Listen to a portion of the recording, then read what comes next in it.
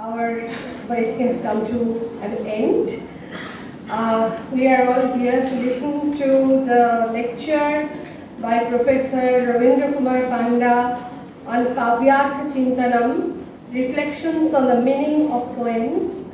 And I think this will be just an appropriate tribute to Pandit Premchandra Tarkavadi, since he was all dedicated to the service of Sanskrit poetics, and he himself was a Swabhava Kavi. And so now this is the time to listen to Professor Panda. Akhandam Satchidanandam Abang Manasagocharam Atmanam Akhiladharam Ashtaye Dishkasiddhai.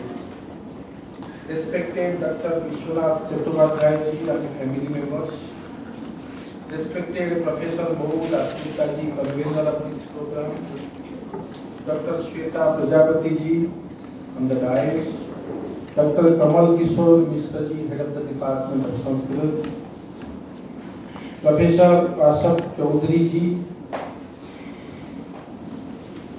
In fact, it is a great pleasure for me to address on this occasion.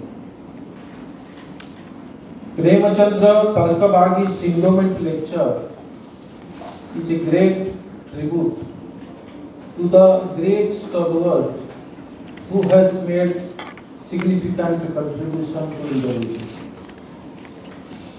Long back, I was editing the Kavyadarsh.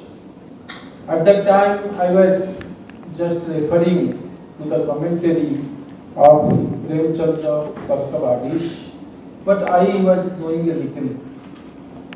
But when I had a long discussion with Chattopadhyay ji, I came to know that he has made monumental contributions. We can work together for many years. We are planning to seriously get engaged with his works. First of all, I take this opportunity to congratulate the members of the Sanskrit Department of University of Calcutta for organizing this lecture. And I will be very, very delighted because it is, I consider, a punya to be a part of this celebration. Premchandra Tarkavadi was a great logician, was a great thinker, he was a commentator, and he was a poet, and he was also an editor. So, in the beginning, I dedicate 2 verses to the lotus feet of Tarkavadi. Sri Tarkavadisham Nomi Premchandram Supanditam Rajate Bhutale Yasya Subhra Sukirtiko Modi Vyakhyakaram Tikakaram Sampadakam Kavishwaram Bhaktyaham Taditikam Bande Saudayam Susikshakam. I came to know he was also a great teacher, he was a passionate teacher, and he has produced many great pandits. So, today I am going to speak about Kavyartha Chintanam. In fact, since many years, more than 25 years, I am engaged, of course seriously engaged, with the poetic process. And I am experimenting, I have been experimenting with poetry, especially Sanskrit poetry. I have read many such texts, you know, thousands of books are written on Kavya Shastra and Alankar Shastra. There are many definitions, for example, Sabdartho Sahitum Kavyam, Tadadosho Sabdartho Saguna Vagalam Kruti Kavyam, Ramaniyartha Pratipadakaha Sabdaha Kavyam. There are many such definitions. But to my mind, not a single definition clarifies, explains clearly what Kavya is. Since I am, as I told, engaged with this poetic process, some of the ideas I have developed in my mind, I want to share all these ideas with my learned friends and scholars. I am not an authority on Sanskrit poetics, but I have taught some of the texts. I am acquainted with some of the theories, some of the poetic concepts. But I have also read some of the minds of Indian thinkers. So this is not in fact a lecture, but it is one kind of discussion. I want to share my ideas. Kavya is not just an arrangement of shabda and artha, word and meaning. Though it is told that sabdartho sahito kavya. Kavya is an integrated art and most sophisticated art, very complicated art, and that is why a great thinker like Anandavardhana says in Dhunyalo, Ditra Panchashava Kavayah. If you look at the scenario of poets, there are thousands, crores of poets in Sanskrit, lakhs of poets in Sanskrit.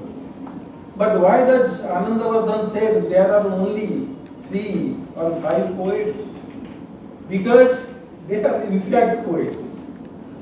Otherwise, Dandi criticizes like dogs. There are poets moving here and there. Samsantaiva sankhya jatu bhajaha gehe gehe is a very, very sarcastic comment. But because it is a very, very complicated critical art, it needs training in many techniques, many disciplines. One has to be thorough in many subjects, in many disciplines, in many sciences. Then only he can be a poet. So it is said, rightly said, natat shastram, natat silpam, nasa vidya, nasa kala, jayate yanna kavyangam maho bhar mahan kabeh. What a great burden of a poet. He has to read all the sciences. He has to read all the shastras.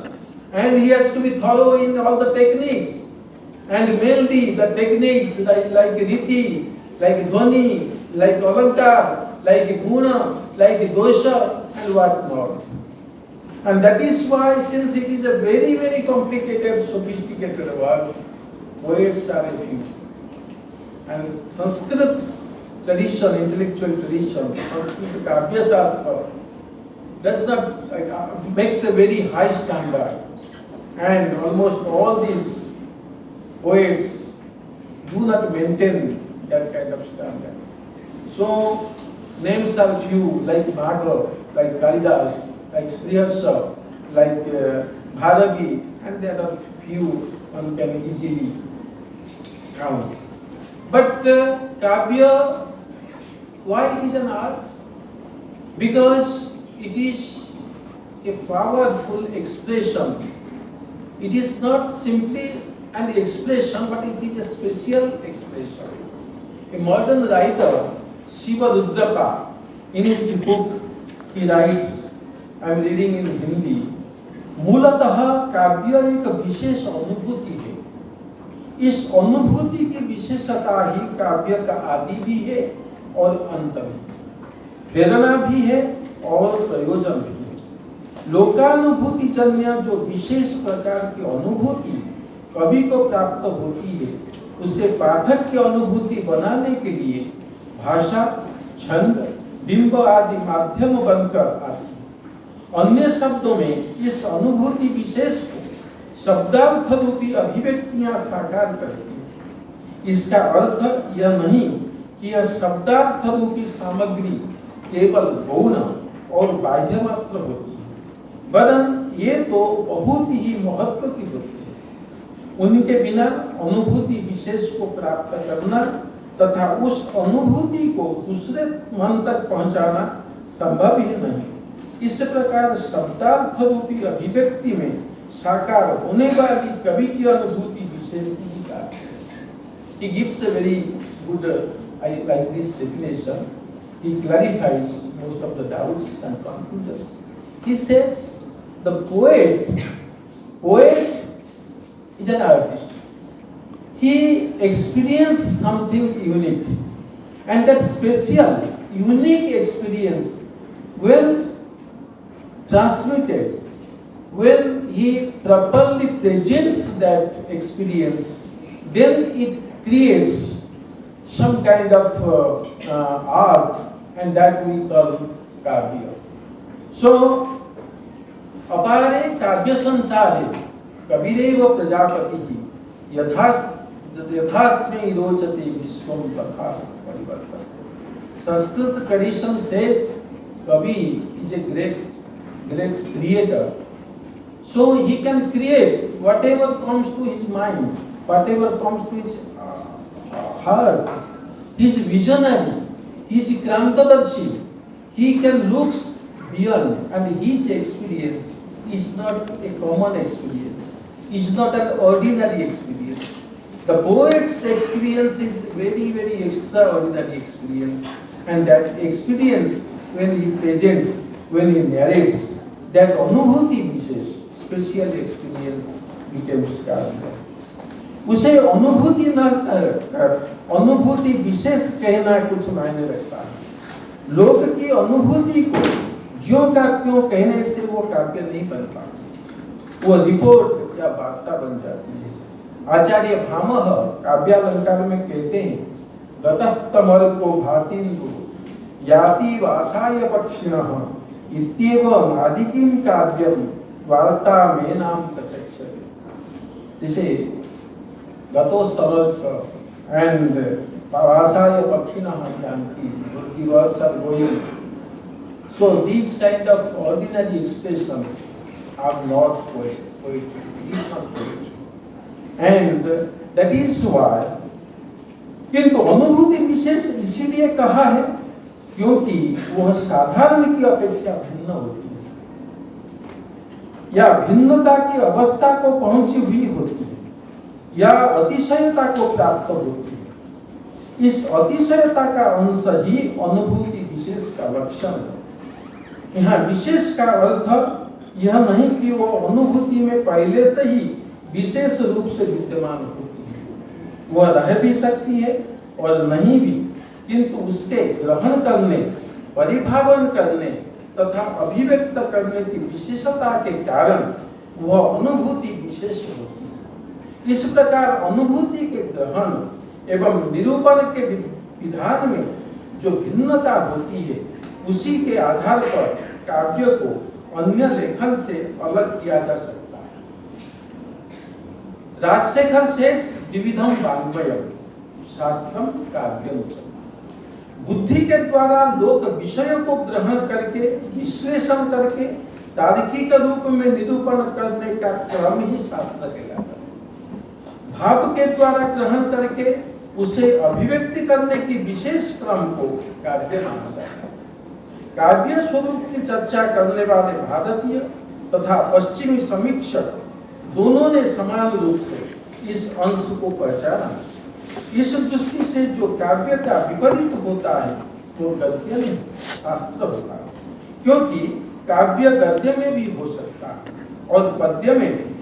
अतः भाषा के द्वारा भावनाओं की अभिव्यक्ति करने की कला ही काव्य है. आई रिपीट, भाषा के द्वारा भावनाओं की अभिव्यक्ति करने की कला ही काव्य है.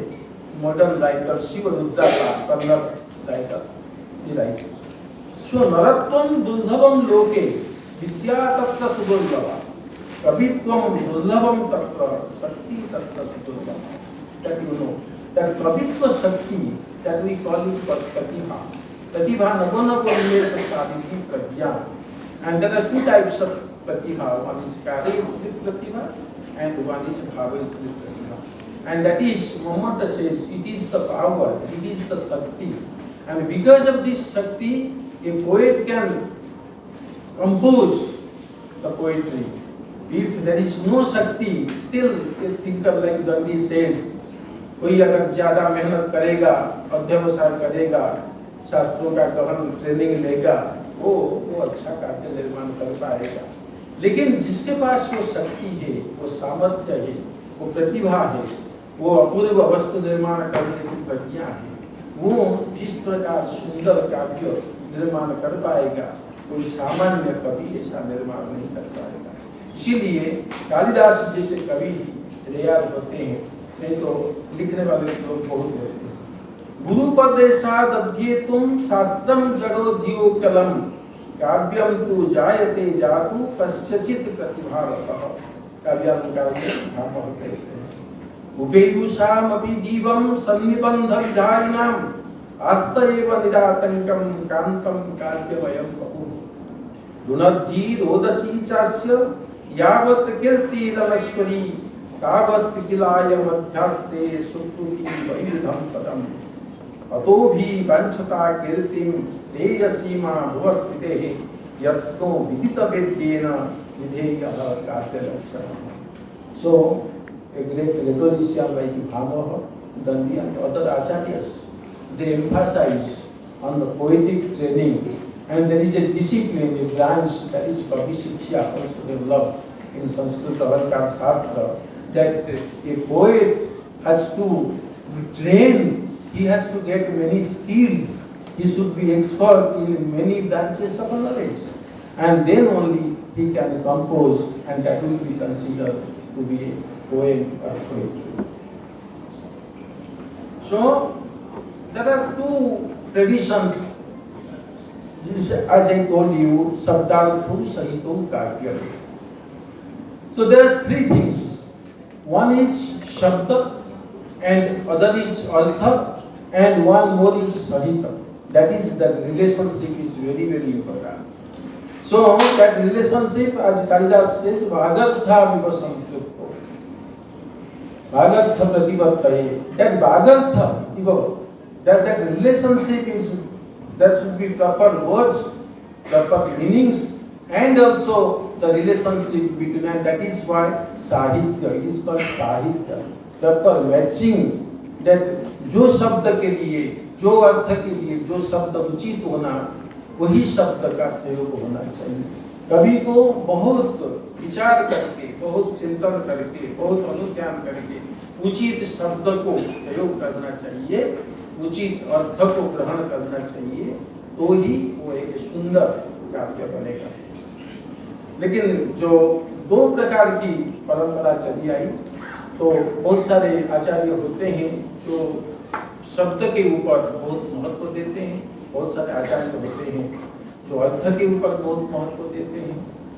और इसीलिए जैसे वामन जैसे आचार्य पदानुपूर्वी शब्द का प्रयोग करते हैं।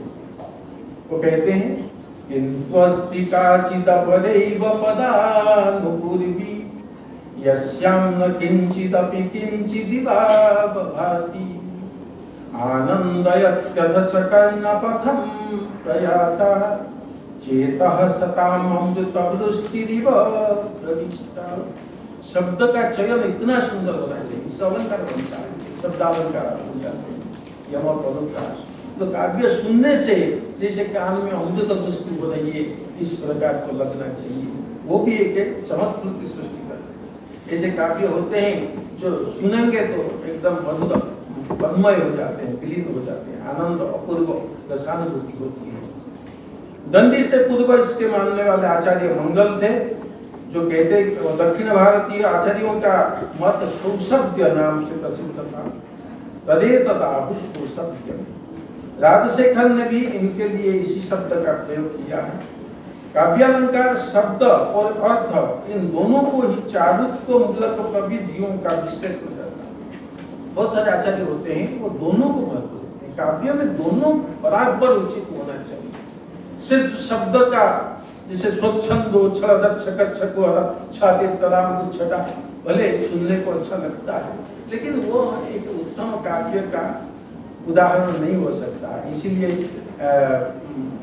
मम्मट उसको एक अथम काव्य भी कहते हैं, चित्र काव्य कहते हैं।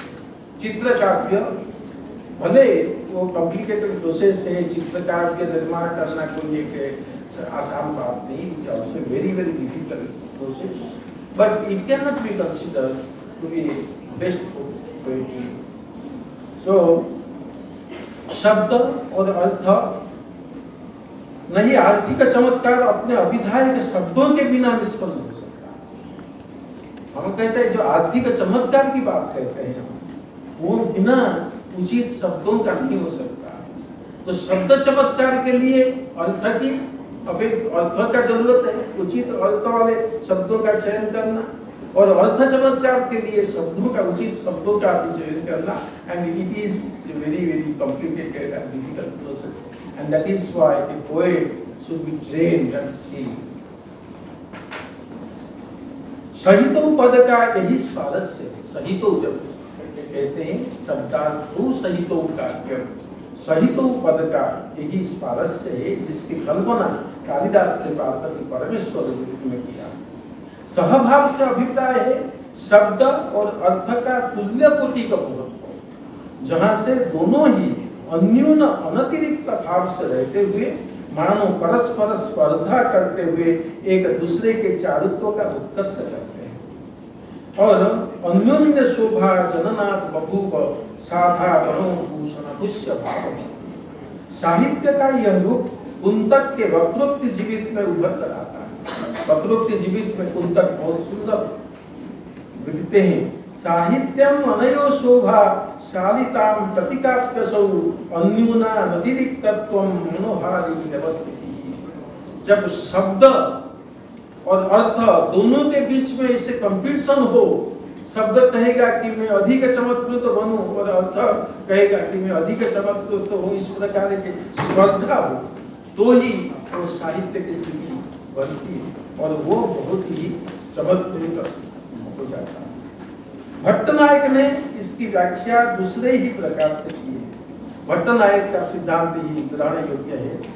उनके अनुसार यहाँ शब्द और अर्थ दोनों ही गुणीभूत होकर रहते हैं। वो कहते हैं साहित्य में शब्द और अर्थ दोनों ही गौण हो जाते हैं। शास्त्र के समान यहाँ न तो केवल शब्द प्रधान होता है, शास्त्र में क्या होता है कि साइंटिफिक डिसिप्लिन, शास्त्र में शब्द का प्रधान होता है और न आख्यायिकादि के समान केवल अर्थ ही प्रधान होता है, परंतु उनसे सर्वथा व्यतिरिक्त कवि व्यापार ही यहाँ मुख्य है। काव्य में कवि का जो व्यापार वो मुख्य है, ना शब्द प्रधान है ना अर्थ प्रधान है। शब्द प्राधान्यमाश्रित्य तत्र शास्त्रं पृथक् विदुः अर्थवत्वेन युक्तं तु वदन्त्याख्यानमेतयोः द्वयोर्गुणत्वे व्यापार प्राधान्ये काव्य के भवेत्। आनंदवर्धनेन भी वही ध्वनि काव्य की स्थिति मानी है, जहाँ शब्दार्थ दोनों स्वार्थ को उपसर्जनीभूत बनाकर उसी प्रतीयमानार्थ की व्यंजना में स्वयं को समर्पित कर देते हैं। यत्रार्थ शब्दो वा तमर्थम उपसर्जनीकृत स्वार्थो व्यक्तः काव्य विशेषः स ध्वनिरिति सुरिभिः प्रतिपादितः। That ध्वनि काव्य will discuss afterwards, because the main point, main focus of my discussion that what is the most important factor in poetry? Is it riti? Is it guna? Is it alankar, figure of speech? Or it is rasa, as Vishwanath says, vakyam rasatmakam kavyam? Or it is dhvani, as Anandavardhana says, kavyasya dhvaniditi budheyya samam nāma. But what is the kavyartha chintan? The topic I have decided, because what is the most important factor in poetic process? What is the ultimate goal? Our writers have fixed the goal of poetry. It is not the poetry, as per our tradition, Sanskrit tradition, is not for enjoyment. It is dharmartha sadhanopaya, chaturvarga phalapti, sukha dalpadhyamapi. So, chaturvarga phalapti, dharma, the four ultimate goals of life, is the aim, is the goal of poetry. And that is why poetry when somebody is reading poetry, he is either reading for dharma or for artha or for kama or for moksha. So the selection of word, शब्द का चयन ही बहुत ही महत्वपूर्ण काम है। भामह जैसे विचारक चिंतक कहते हैं कि कवि को बहुत ही सोच समझ करके विचार करके अध्ययन करके उचित शब्दों का चयन करना चाहिए। पहला काम शब्दों का चयन होना चाहिए। जैसे पतंजलि कहते हैं एक शब्द सूत्र युक्त सम्यक ज्ञातः स्वर्गे लोके च कामधुक्। इसलिए हजार हजार श्लोक लिख देंगे लेकिन उसमें अगर कोई गुणवत्ता नहीं है तो फिर वो पुराण बन जाएगा, काव्य नहीं बनेगा। काव्य श्लोक बन जाएगा। सब श्लोक जो छंद में लिखा गया श्लोक सब काव्य नहीं बनेगा।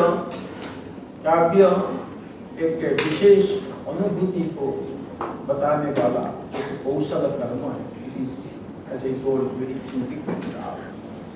So Bhamah says, एतत् ग्राह्यं सुरभि कुसुमं ग्राम्यं एतत् निधेयं धत्ते शोभां विरचितमिदं स्थानमस्ति तदस्य मालाकारो रचयति यथा साधु विज्ञाय मालां योज्यं काव्ये स्वहितधिया तद्वदेवा विधान। कवि एक मालाकार जैसा होता है। जो सुंदर माला जो मालाकार बनाता है वो अगर पुष्प का फूल का गुणवत्ता को समझ नहीं पाएगा, कौन सा फूल को ग्रहण करना चाहिए और उसका स्थान कहाँ है और कैसे उसका विनियोग करना चाहिए, अगर ये ज्ञान नहीं रहेगा वो मालाकार अच्छा माला नहीं बना पाएगा। इस प्रकार कवि कौन सा शब्द को किस अर्थ में ग्रहण करना चाहिए और कहाँ उसका विनियोग करना चाहिए, ये ज्ञान अगर नहीं है तो उत्तम कवि बन नहीं पाएगा। तो भामह के अनुसार कवि का काम होता है कि उचित शब्दों का चयन करना और उचित अर्थ में उसका प्रयोग करना। काव्य में जैसे शब्द तो ठीक है लेकिन भाषा एक बहुत महत्वपूर्ण अंग है। काव्य की भाषा जो सामाजिक माध्यम है उसे तीन पहलुओं से जाना जा सकता है। पहला दैनंदिन उपयोगी के रूप में, दूसरा शास्त्रोपयोगी के रूप में और तीसरा भावोपयोगी के रूप में। कवि की भाषा भावोपयोगी भाषा, भाव को एक्सप्रेस करने के लिए जो उचित भाषा है, कवि की भाषा कुछ अलग है। जैसे यह उपर्युक्त दोनों प्रकार की भाषाओं के प्रयोग के विधानों से अपने स्वरूप एवं उद्देश्य की दृष्टि से भिन्न होती है। कवि की भाषा अलग है। मैं उसका उदाहरण देके कालिदास के शाकुंतलम से उदाहरण सोचूंगा। यह उपर्युक्त दोनों प्रकार की भाषाओं के प्रयोग के विधानों से अपने स्वरूप एवं उद्देश्य की दृष्टि से भिन्न होती है। यह नित्योपयोगी भाषा की भांति केवल प्रायोजनिक नहीं होती। हम जो दैनिक व्यवहार में, लोक व्यवहार में, सामाजिक व्यवहार में जो भाषा के प्रयोग करते हैं ये कवि की भाषा होती है। और शास्त्र के लिए, विज्ञान के लिए जो भाषा के प्रयोग करते हैं वस्तुनिष्ठ ऑब्जेक्टिव लैंग्वेज कवि की भाषा।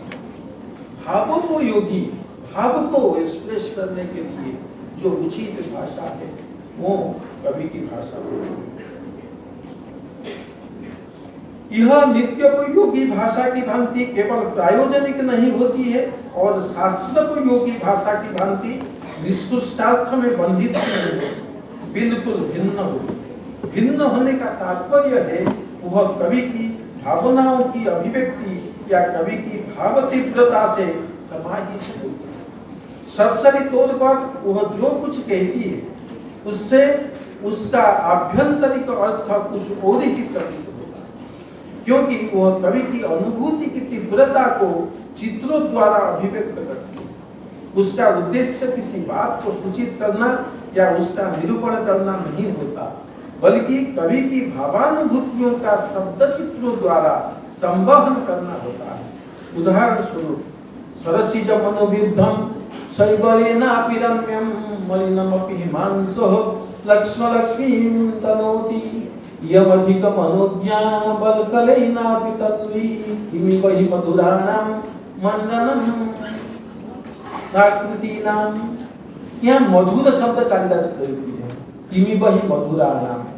आप ऐसे आपको साइंटिफिक एनालिसिस करोगे, मधुर शब्द तो ठीक नहीं लगता है, क्योंकि वहाँ रूप शकुंतला की रूप की वर्णना है, वहाँ माधुर्य का है हुआ।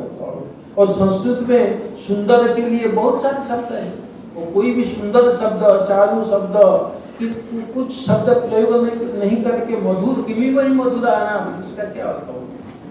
मधुरता एक गुण है, माधुर्य एक गुण है, ऐसे शब्दों का प्रयोग क्यों करते हैं कालिदास?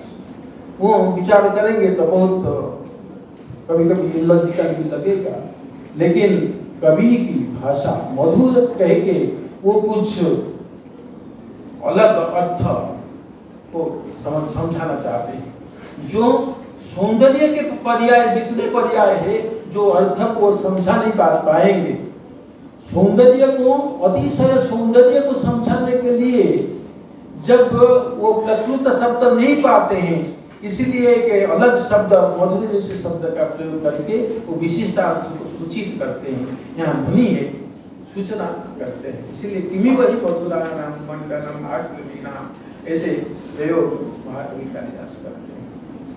यह भावोपयोगी भाषा के प्रयोग का स्वरूप है। यहाँ कवि एक भाव के बारे में कह रहा है। इस प्रकार कहते समय उसने भाषा का जो पानापन है वो अनुपम है, आंखों के सामने एक चित्र उतार देता है। इस शब्द चित्र के परिभावन करते हुए सहृदय के लिए कवि के भावों से संवाद करना संभव होता है। लोक की भाषा तथा शास्त्र की भाषा में जो नहीं है, ऐसी कुछ विचित्रता काव्य की भाषा में होती है। काव्य की भाषा में एक विचित्रता, एक अलग सामान्य भाषा से, शास्त्रीय भाषा से अलग कुछ काव्य की भाषा हमको देखने को मिलता है। भारतीय आलंकारिकों ने काव्य की आत्मा या मार्मिकता की खोज के संदर्भ में पहले इसी विचित्रता को पहचाना। काव्य जो भाषा के माध्यम से ही अभिव्यक्त हो सकता है, वह किसी विशिष्टता के कारण इसी भाषा का प्रयोग करने वाली अन्य अभिव्यक्तियों से भिन्न होती है। अन्य इस चर्चा के फलस्वरूप अलंकार शास्त्र बना। इस चर्चा से अलंकार साहित्य शास्त्र, काव्य शास्त्र, अलंकार शास्त्र और 300 से ज्यादा अलंकार की कल्पना की। तो अलंकार क्या है? अभिव्यक्ति। अभिव्यक्ति, सुंदर अभिव्यक्ति करना ही एक अलंकार। कोई भी एक अलंकार एक दो उदाहरण में दूंगा। हमारे अलंकारिकों को काव्य की भाषा में दो अंश दिखाई पड़े। एक कानों को मधुर लगने वाले शब्दों या पदों का विन्यास, दूसरा उन पद विन्यासों के द्वारा प्रतीत होने वाले अर्थ की सरसता। अर्थ भी सरस हो, रसमय अर्थ हो और वर्णों को भी मधुर लगे। इन्हीं को उन्होंने शब्दालंकार तथा अर्थालंकार की संज्ञा दी। सारे काव्य में यही तो होते हैं, शब्दालंकार तथा अर्थालंकार या उक्ति वैचित्र्य। इन अलंकारों के फलस्वरूप ही काव्य पाठों के लिए ग्राह्य बनता है। यह भारतीय काव्य मीमांसा की पहली मंजिल अलंकार प्रस्थान की काव्य कल्पना है।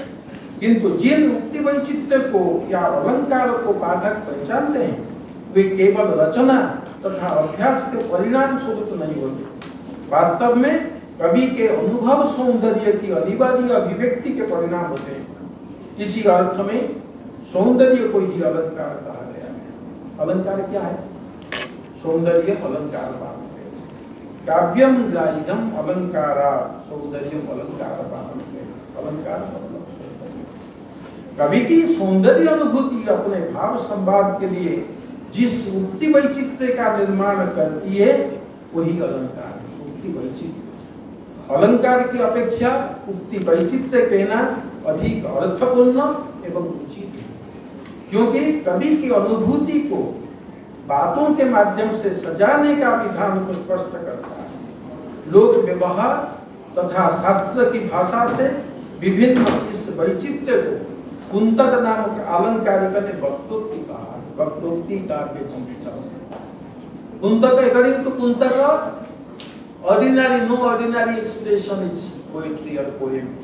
It should be oblique expression, vakrokti. Vakrokti hi kavya. So what is this vakrokti? And all these alankaras come under included in this vakrokti, oblique process. For example, चलापांगाम दुष्टिम सुससी बहुसो वेपथुमतिम रहस्याख्यायिव सुनसि मधुकरणान्तिकचरः करौ व्याधुन वत्यास कुसति गति सर्वस्व मधुरम वयम तत्वान्वेषी मधुकर तत्त्वम वयम हम। वहाँ शकुंतलम में आप देखेंगे दुष्यंत अकेला शकुंतला को देख रहा है और देख के वो विमोहित हो रहे हैं। लेकिन वयम तत्वान्वेषी मधुकर, जो लोग शकुंतलम पढ़ते हो बच्चे, आप लोगों को अगर याद होगा, आप देखो वयम तत्वान्वेषी, वहां वयम शब्द क्यों कालिदास प्रयोग करते हैं? हम तत्वान्वेषी, हम तो वहां करोगे ये नहीं, अकेले ही है। अहम तत्वान्वेषी अगर करते तो छंद दोष तो होता नहीं, लेकिन कालिदास वहां अहम तत्वान्वेषी ऐसे पद नहीं प्रयोग करके he makes use of Vayam plural. वयम ये क्या है? ये लिंग वक्रता है। लिंग वक्रता से ये सुक्ति, ये श्लोक बहुत सुमधुर हो गया है। ऐसे दूसरा एग्जाम्पल अगर हम देंगे कालिदास के कुमार संभव से, द्वयम गतम संप्रति शोचनीयताम समागम पार्थ नया कपालिनः कलाचसा कांतिमती कलावतः तमस्य लोकस्य च नेत्रको। वहाँ बहुत सारे टेक्स्ट में, आप कुमार संभव की टेक्स्ट में आप देखोगे, एडिटर पिनाकिनः समागम पार्थ नया पिनाकिनः शब्द का प्रयोग करते हैं। लेकिन पिनाकिन शब्द से वो सौंदर्य नहीं झलकता है जो कपालिन शब्द से, कपाली शब्द प्रयोग करने से जो सुंदर अर्थ निकलता है वो पिनाकी शब्द से नहीं निकलता है। इसीलिए वहाँ भी जो पदवक्रता है वो भी हमको ध्यान में रखना चाहिए। इसको वक्रोक्ति का तात्पर्य है विचित्र अभिव्यक्ति, काव्य विचित्र अभिव्यक्ति होना चाहिए। Oblique expression, extra ordinary expression, it should be different from common expression, ordinary expression. अर्थात काव्य की उक्ति सीधी नहीं होती, वक्र होती है। यहाँ वक्रता का अर्थ जो सुंदर हो, वक्रता का डेफिनेशन वो देते हैं वैदग्ध्य भंगी बनी। वैदग्ध्य विदग्ध लोग कहते हैं, जैसे कहते हैं विद्वान लोग जैसे कहते हैं, ऐसी अभिव्यक्ति होना चाहिए, सरस सुंदर मधुर रमणीय रोचक होना चाहिए, तो ही वो काव्य बनेगा। सारांशतः काव्य की भाषा में चित्र भी है और विचित्रता भी है। इस विचित्रता को हमारे अलंकारिक अलंकार नामक पारिभाषिक पद से सूचित करते हैं। फिर सारी कला अभिव्यक्ति को एक न एक प्रकार का अलंकार मानकर उनको पहचानने का, तालिका बनाने का तथा समीक्षा करने का कार्य हमारे अलंकारिक कई सदियों से बड़ी चुस्ती के साथ करते आए हैं। अलंकार या उक्ति वैचित्र्य को कवि की सौंदर्यानुभूति की अभिव्यक्ति के रूप में माना जाता रहा है। एक सामान्य संदेह डाउट करता है, डाउट हम तो क्या है, स्थानुवा पुरुषोवा ऐसे, लेकिन कवि कितना सुंदर एक अलंकार बना दिया। संदेह, शुद्ध संदेह का एक अलंकार आपके सामने रखता हूँ। किंतारुण्यतरोरियं रसभरो भिन्ना नभावल्लरी बेलादुच्छलितस्य किंलहरिका लावण्य बालान्निधे उद्गाढोत्कलिका बतां स्वसमयो पन्यास विश्रम्भिणः किं साक्षादुपदेशयस्तिरथवा देवस्य शृंगारिणः। कितना सुंदर ये अभिव्यक्ति है, उसको हम कहेंगे वक्रोक्ति। ये यहाँ अलंकार है, शुद्ध संदेह अलंकार है, लेकिन यही अलंकारिक भाषा हो, इस प्रकार की अगर अभिव्यक्ति हो तो ही वो काव्य बनेगा। भाम के अनुसार केवल नितांत सुंदर आदि मात्र कहने से वाणी में चारुता नहीं आती। अर्थ तथा शब्द की वक्रता में ही वाणी का अलंकरण स्थित है।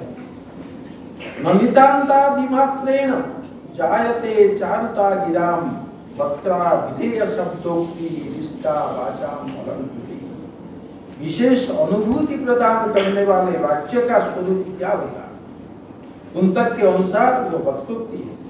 सच है कि काव्य शब्दार्थ सहित होता है। शब्दार्थ सहित वाली यह अभिव्यक्ति सीधी नहीं होती, वक्र होती। वक्रोक्ति का अर्थ विचित्र अभिव्यक्ति, लोक और शास्त्र के उक्ति क्रम से अलग अथवा लोक रूढ़ि वाले कथन क्रम से भिन्न मनोहर उक्ति होती है। कुंतक ने इस वक्र कवि व्यापार कहा। वक्रोक्ति मूलतः कवि कौशल की अभिव्यक्ति। यह कवि कौशल ही अनुभूतियों को विशेष प्रकार के आकार अथवा वैचित्र्यों को भाषा में संगठित करता है। यह वक्रोक्ति ही सभी अलंकार की मातृका है। उसके बाद हम देखेंगे रीतिरात्मा काव्य कहा गया है। लेकिन रीति वैदर्भी रीति को सबसे महत्वपूर्ण रीतिरात्मा काव्य कहा गया। और 3 रीति विशेष रूप में हम जानते हैं, वैदर्भी, गौड़ी और पांचाली। विदर्भादिषु दुष्टत्वात् वैदर्भी, उस समय में जो स्थान में जो रीतियां प्रचलित थे उस अनुसार उनका नामकरण किया गया। लेकिन कालिदास जो शैली का रीति अर्थात शैली, जो शैली का अनुकरण करते हैं उसको हम वैदर्भी शैली के रूप में जानते हैं। उसका लक्षण इस प्रकार है।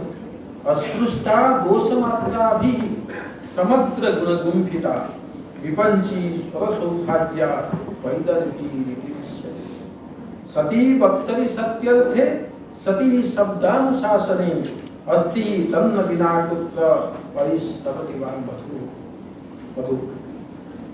वैदर्भी रीति संदर्भे कालिदास प्रगल्भते। जैसे एक एग्जाम्पल अगर हम देखना चाहेंगे अभिज्ञान शाकुंतलम से, गावन्ताम महिषादिपाल सलिलम श्रृंगैर्बुकुस्ताडितं छाया बद्धकटं वकं दुर्गकुलं रोमन्थमभ्यस्यतु विश्रब्धं कुरुतां वराहविततीर् मुस्ताक्षतिं पल्वरे विश्रांतिं लभतां विदं च शिथिल ज्याबन्दमस्मधनु। मैं ज़्यादा रीति के बारे में डिस्कस नहीं करता, but I am not satisfied that riti can be the soul of poetry. But riti, we cannot neglect it. The style is equally important.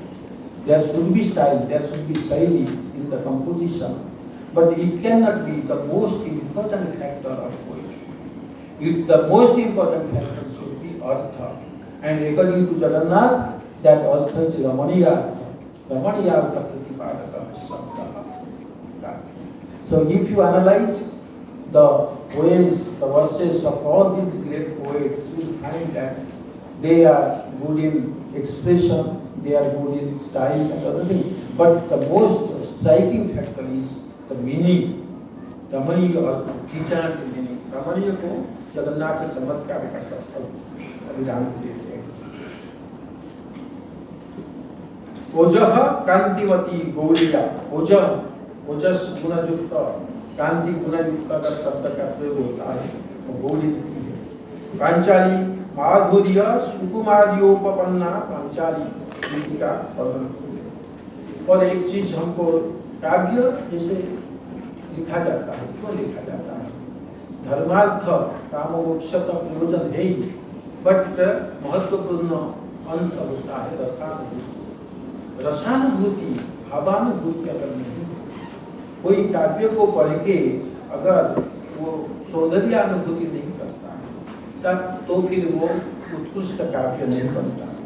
काव्य से क्या प्रयोजन है अगर इस प्रकार प्रश्न उठता है, इस बात की चर्चा के संदर्भ में भारतीय तथा पश्चिमी चिंतकों ने कहा है कि पाठक को प्राप्त होने वाला आनंद या विशेष आह्लाद ही प्रयोजन है। पाठक को जो विशेष आह्लाद मिलता है, जो आनंद मिलता है, वही प्रयोजन है, जिसे हम लोक व्यवहार में पा नहीं सकते हैं और पाना असंभव होता है, उसे केवल काव्य से हम पा सकते हैं। ऐसे विशेष आह्लाद को रसानुभूति कहा गया है। रसानुभूति।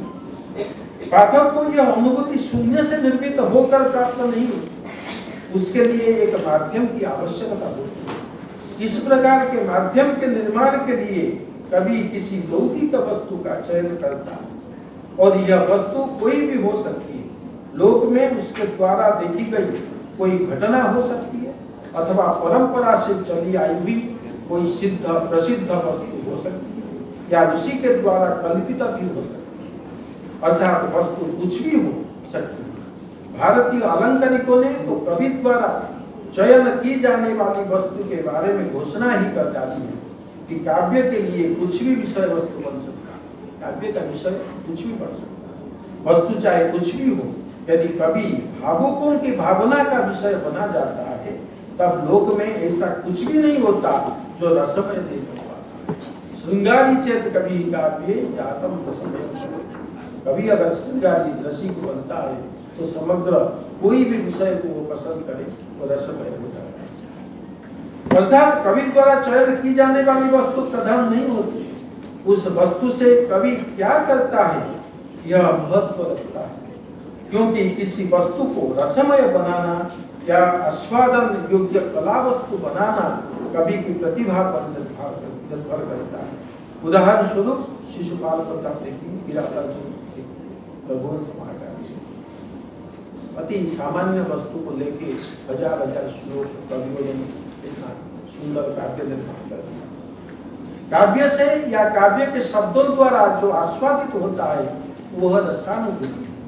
यह जगन्नाथ के अनुसार रमणीयार्थ होता है। जो रमणीय है, जिसका बार बार आस्वादन करने को मन चाहता है, उस नवनवत्व वाली अनुभूति विशेष ही रस है।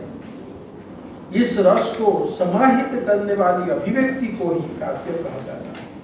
काव्य के लक्षण को व्याख्या करने वाले विश्वनाथ का अभिप्राय है कि वाक्य रसात्मक काव्य। इसलिए ये जो विश्वनाथ के अनुसार जब रसानुभूति होते हैं वो अखंड चिन्मय आनंदमय होता है। वो कहते हैं सत्वाद्रेकाद अखंड स्वप्रकाशानंद चिन्मय वेद्यांतर स्पर्श शून्यो ब्रह्मा स्वाद सहोदर लोकोत्तर चमत्कार प्राण कैश्चित प्रमातृभि स्वाकार पदभिन्नत्वे नायमास्वादते रसः। But to me this kind of experience is almost impossible. It is impossible. That kind of experience, I think, no poet can make such a composition that can give us that kind of Brahma Swada Sahodara, that is called Rasanubhuti. But काव्य पढ़ के हम जो सामान्य अनुभव पाते हैं, जो सौंदर्यानुभूति होती है, जो रसानुभूति होती है, यही सफिशिएंट है। अर्थ की चर्चा, बहुत अर्थों को लेके काव्य शास्त्र में, अलंकार शास्त्र में चर्चा हुई। 3 प्रकार के अर्थ की बात करते हैं, जैसे अभिधा, लक्षणा, व्यंजन। लेकिन ध्वनि का आनंदवर्धन के अनुसार जो ध्वन्यार्थ है, जो व्यंग्यार्थ है, वही काव्य का आत्मा है। लेकिन उसमें भी वस्तु ध्वनि, अलंकार ध्वनि और रसध्वनि की चर्चा की है। लेकिन मैं थोड़ा हटके उससे बोलना चाहता हूँ। सिर्फ व्यंग्यार्थ होने से उसमें उस प्रकार की चमक नहीं आ पाती, वो रसमय अर्थ होना चाहिए। और वही रसमय अर्थ जिसको हम सुंदर अर्थ कह सकते हैं, जिसको हम रमणीय, जगन्नाथ की भाषा में अगर कहना चाहेंगे रमणीय अर्थ कह सकते हैं। इस प्रकार रमणीय अर्थ ही काव्य का लक्ष्य है, और वही अर्थ को ध्यान में रखते कवि को काव्य निर्माण करना चाहिए, जो कि काव्य का आत्मा या काव्य का प्राण कह सकते हैं। रमणीय समय अर्थ, वही अर्थ दुनिया लोग का विमोचन में कहते हैं, योर्थ हृदय संवादी तस्य भावो रसोद्भव शरीरम व्याप्यते तेन शुष्कम काष्ठमिवाचेन प्रतीयमानं पुनरन्यदेव वस्तुस्ति वाणीषु महाकवीनां यत्तत् प्रसिद्धा वयवातिरिक्तम विभाति लावण्य विभाति। जैसे अंगनाशु लावण्य एक हटके दिखाई देता है, इसी प्रकार महाकवियों के श्लोक में, काव्य में जो सुंदर रमणीय अर्थ लावण्य जैसे करके दिखता है, और वही अर्थ सहृदय को मुग्ध करता है, विमुग्ध करता है। वही सुंदर अर्थ सहृदय माने इसके लिए सहृदय काव्य को करता है, और वही रसानुभूति को ग्रहण करता है। तद्वत् सचेतसाम सोत्थो वाक्यार्थ विमुखात्मनाम बुद्धौ तत्त्वाभासिन्याम स्थितिवाभासि। ऐसे सुंदर, ऐसे रमणीय, ऐसे रसमय अर्थ सहृदय के बुद्धि में तुरंत ही प्रवेश कर लेता है। इसीलिए काव्य एक चमत्कारपूर्ण सौंदर्यमय रसमय अभिव्यक्ति होता है। और काव्य सात्मा सएवार्थ तथाचारि कवि पुरा क्रौंच द्वंद्व वियोगर्थः शोकः श्लोकत्वमागतः। जैसे वाल्मीकि ने जो अर्थ को रामायण में प्रतिष्ठापित किया, उनका शोक श्लोकत्व को प्राप्त कर लिया, वही रसमय अर्थ ही काव्य का आत्मा होना चाहिए। सरस्वती स्वान्तदर्थ वस्तु निश्यन्तमाना महतां कवीनां अलोक सामान्यमपि गणति परिस्फुरन्तं प्रतिभासते। इस प्रकार जो सौंदर्य, इस प्रकार जो चमत्कृति, इस प्रकार जिसको हम रस कह सकते हैं, जिसको हम सौंदर्य कह सकते हैं, उसको हम रमणीयार्थ कह सकते हैं। लेकिन सामान्य रूप में हम कहेंगे काव्य एक उत्कृष्ट कला है, कवि एक कलाकार है। वो कौशल कर्म और उसको सब जो मुख्य तत्व काव्य की सामग्री, जैसे छंद का ज्ञान भी होना चाहिए, वृत्त ज्ञान का भी अच्छा होना चाहिए, और एक औचित्य को मैं भूल गया, औचित्य जैसे क्षेमेंद्र एक आचार्य औचित्य के ऊपर बहुत महत्व देते हैं। प्रतिपदौचित्य, शब्दौचित्य, समासौचित्य, वाक्यौचित्य, सब काव्य के प्रत्येक एलिमेंट में औचित्य होना चाहिए, और औचित्य के साथ साथ छंद, सुंदर छंद होना चाहिए। मेघदूत एक इतना सुंदर काव्य क्यों, इसमें छंद की भूमिका अलंकार तो है ही, लेकिन मंदाक्रांता छंद की भूमिका भी बहुत बड़ी है। तो इसी प्रकार छंद हो, अलंकार हो, वक्रोक्ति हो, रहस्य हो, गुण हो, और आचार्यों ने बहुत महत्व दिया दोष भी नहीं होना चाहिए काव्य में। इसीलिए बहुत सारे दोषों की शास्त्रों में चर्चा की गई है, लगभग 200 से ज्यादा दोषों की चर्चा की गई है। निर्दोष होना चाहिए। तदल्पम अपिनोपेक्षम काव्य दुष्टम करंचना श्यापपु सुंदरम अपि श्रुतैकेन दुर्भगम। आचार्य दंडी कहते हैं एक भी दोष नहीं होना चाहिए काव्य।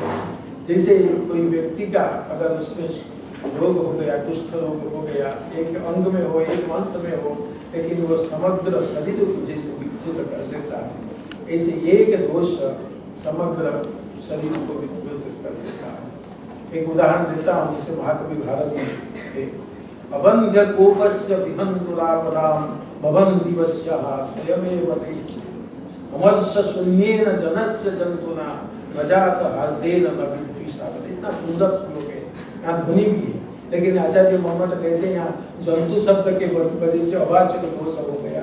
अवाचक जंतु जनस्य जंतुना नजात हर्देन नविद्विषाद। इतने बड़े बड़े महाकवि काव्य में दोष भी होता है। इसलिए काव्य एक बहुत ही कठिन काम, बहुत ही इसके लिए ट्रेनिंग, शिक्षा, इसके अभ्यास, इसलिए शक्ति, नैपुण्य सब कुछ चाहिए, तो ही काव्य बनेगा। और ये ऐसा जो कौशल कर्म जो कर पाते हैं, ऐसे कवि अपार काव्य संसार कवि प्रजापति को बोलते हैं।